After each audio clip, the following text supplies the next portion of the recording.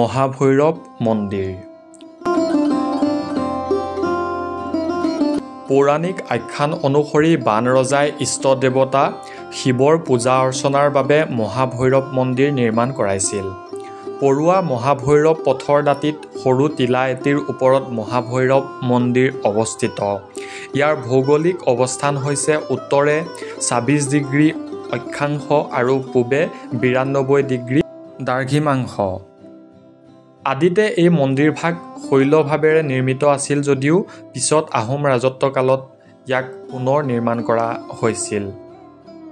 কথিত আছে যে এই মন্দিৰত বান ৰজাৰ কন্যা উষাই দৈনিক পূজা অৰ্চনা কৰিছিল। মন্দিৰৰ মূল লিংগভাগৰ দৈৰ্ঘ্য ৩.৩০ মিটাৰ আৰু ব্যাস ২.৩০ মিটাৰ। মন্দিৰত দৈনিক পূজা অৰ্চনাৰ লগতে বিভিন্ন বিবাহ অন্নপ্ৰাশন আদিও সম্পন্ন হয়।